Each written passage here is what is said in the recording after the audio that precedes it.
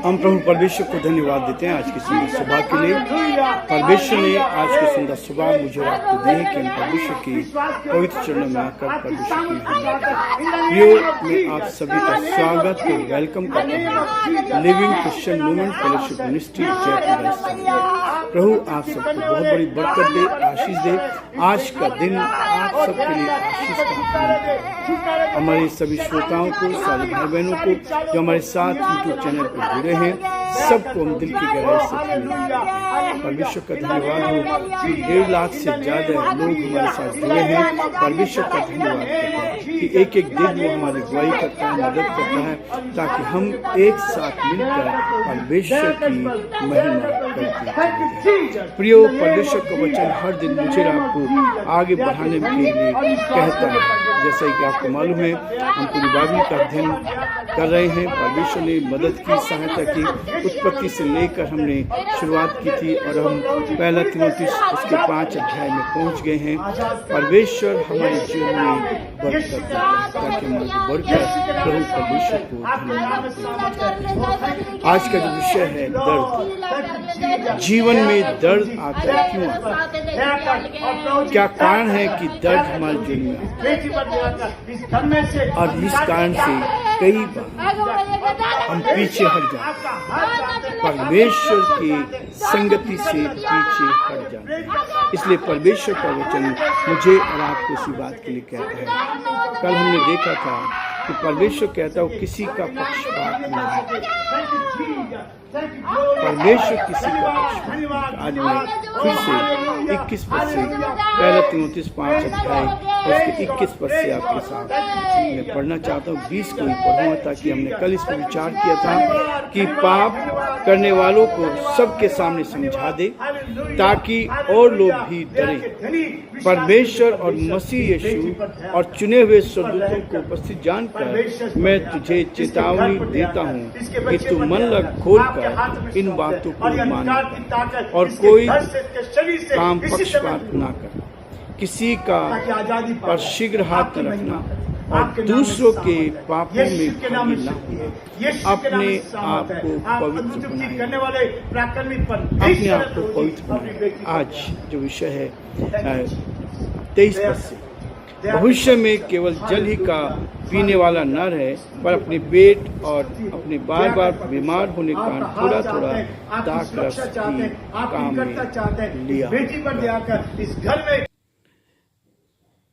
कुछ मनुष्यों के पाप प्रकट हो जाते हैं और न्याय के लिए पहले से पहुंच जाते हैं, पर कुछ के पीछे से आते हैं।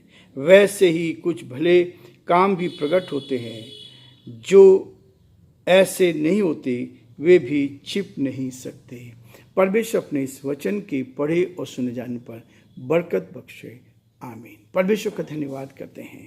परमेश्वर हमें बरकत और आशीष देना चाहता है ताकि हम उसकी महिमा करें। हम प्रार्थना करेंगे ताकि प्रभु का हाथ हम पर बना रहे और हम प्रभु की महिमा कर सकें। जीवते और सच्चे विश्वास के योग्य परमेश्वर, आज की सुबह के लिए आपको धन्यवाद।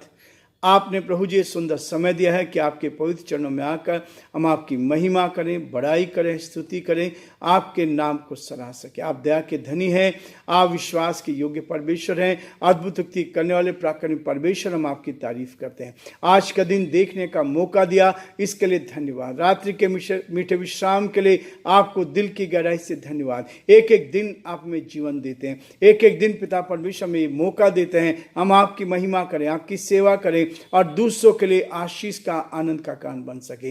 यदि हमसे कोई भूल, कोई गुनाह हुआ है तो उसके लिए क्षमा प्रार्थना है। आज दिन भर के लिए अपने आप को आपके हाथ में सौंपते हैं और यही प्रार्थना है, विनती करते हैं आपकी सुरक्षा हर कदम पर बनी रहे और हम आपके नाम में प्रभु जी आगे बढ़कर आपकी महिमा कान बन सकें। बड़े आदर के साथ, दीनता, नम्रता के साथ हमारे सभी उन भाई बहनों को जो बीमार हैं, परेशान हैं, कठिनाई में हैं, दुख में, मुसीबत में हैं, आप उन सब की सुधि लें। आपका हाथ उन सब पर बना। हमारे सभी श्रोताओं के लिए जो आज इस यूट्यूब चैनल पर जुड़े हैं, आपके हाथों में सौंपते हैं। प्रार्थना विनती करते हैं, हर एक से बातचीत कर आज का वचन बहुतों के लिए आशीष में बने और सब बातों में पिता आप ही का नाम ऊंचा किया जाए। सारी महिमा आपको देते विनती को यीशु नासरी के नाम से मांगते हैं, आमीन।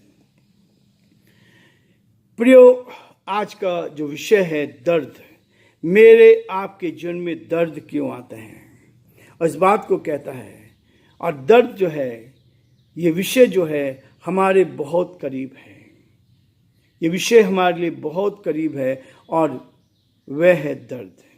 जब आप इस दर्द की बात करते हैं तो दर्द में आदमी परेशान होता है, पीड़ा में जब होता है, दर्द में रहता है, तकलीफ में रहता है। लेकिन क्यों ये होता है, इसके पीछे कारण क्या है, परमेश्वर का प्रेम और दर्द में क्या संबंध है।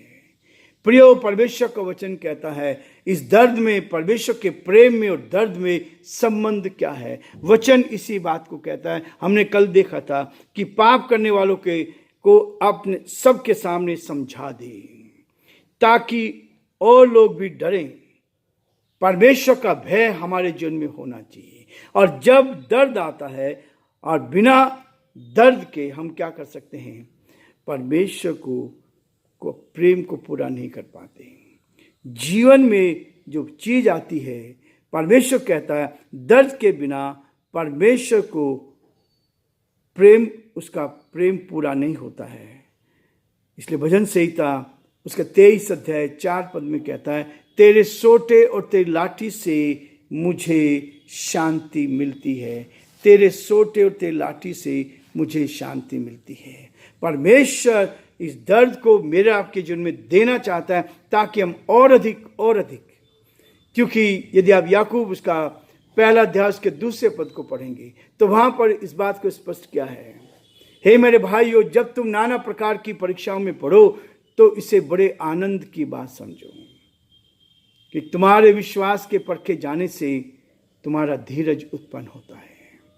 जब समस्या आती है, मैंने अपने जीवन में इस बात को देखा, जब समस्या आती है तो शांति पूर्वक उसको देखे, परमेश्वर के चरणों में आए, क्योंकि परमेश्वर का वचन कहता है, रोमियो उसके 12 अध्याय और उसके 12 पद में कहता है, आशा में आनंदित रहो, क्लेश में स्थिर रहो और प्रार्थना में नित्य लगे रहो। आप जब दर्द में रहते हैं, तब परेशानी में रहते हैं, तो शांत होकर परमेश्वर के साथ हमें आगे बढ़ना है। और आप देखेंगे जब आप शांति के, क्योंकि परमेश्वर कहता है बदला लेना मेरा काम है। हम कई बार बदला लेने की कोशिश करते हैं। परमेश्वर चाहता है जब हम प्रभु में आ गए हैं, जब हमने प्रभु को जान लिया है, जब हमने प्रभु की सामर्थ को देख लिया है, तो दर्द के समय, परेशानी के समय, कठिनाई के समय हमारा ध्यान केवल परमेश्वर की ओर है।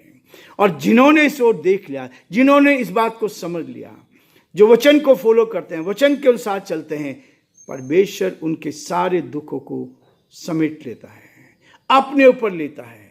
वो हमारा पिता है, वो हमारी मदद करता है, वो हमें अपने हाथों में रखता है, हमारे दर्द में हमारे साथ रहता है। इसलिए वो कहता है दर्द के बिना परमेश्वर का प्रेम जो है पूरा नहीं होता। इसलिए भजन संहिता इस बात को स्पष्ट करता है। दूसरी चीज कहता है, दर्द के बिना परमेश्वर की योजना पूरी नहीं हो सकती। दर्द के बगैर परमेश्वर की योजना पूरी, परमेश्वर ने जो आपके जीवन के लिए योजना बनाई है वो पूरी नहीं हो सकती है।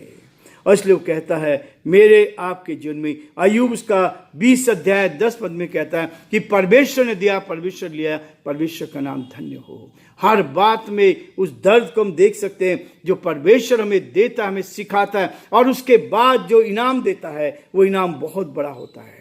अय्यूब के जीवन में परेशानी आई, कठिनाई, ईमानदार व्यक्ति था, परमेश्वर का भय मानने वाला था, सिधाई से चलने वाला व्यक्ति था, लेकिन समस्या उसके जीवन में आई। और समस्या के बाद परमेश्वर ने, जब मैं इस चीज को देखता हूं तो मुझे बहुत तसल्ली मिलती है। उसके बाद परमेश्वर ने उसकी धन संपत्ति ली, सब कुछ लिया, परेशानी हुई, परिवार में, बच्चों में बहुत दिक्कत आई और बच्चे समाप्त हो गए, लेकिन उसके बाद परमेश्वर ने डबल दुगनी आशीष को दी। इसलिए कहता है कि दर्द के बिना परमेश्वर की योजना पूरी नहीं हो सकती है। और इसलिए तीसरी चीज कहता है, दर्द हमारे जीवन को दिशा देता है। जब दर्द आता है तो परमेश्वर हमें सही रास्ते पर ले जाता है, ताकि ऐसे समय में हम अपनी कमजोरी को, कमी को, घटी को परमेश्वर के चरणों में रख सके और परमेश्वर से प्रार्थना कर सके। वही है हमारी सहायता करने वाला, वही हमारी मदद करने वाला। इसलिए मैंने अपने जीवन में 45 साल की सेवकाई में देखा है, किसी के सामने जाकर नहीं, परमेश्वर के सामने अपनी समस्याओं को रखना, और फिर आप देखेंगे परमेश्वर आपको इन समस्याओं में से उजागर करके आगे लेकर जाएगा, ताकि हम आगे बढ़कर परमेश्वर की महिमा कर सकें। चौथी बात कहता है, दर्द से हमारा जीवन आशीषित होता है।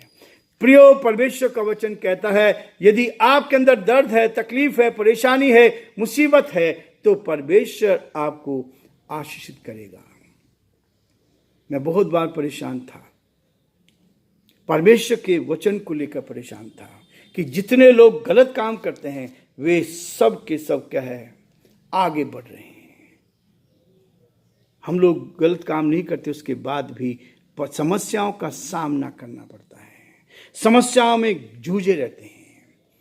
तब प्रभु ने कहा, बेटा 2 तीमुथियुस 3:12 को पढ़ लेना। परमेश्वर इस वचन के द्वारा बातचीत करता है, और जब ये वचन आपके विजन में आता है तो ये वचन है जो मुझे आपको उठाता। कहता है 3:12 मैं बार बार इसको कोट करता हूं क्योंकि परमेश्वर ने मुझे इसके द्वारा तसल्ली सामर्थ दी है।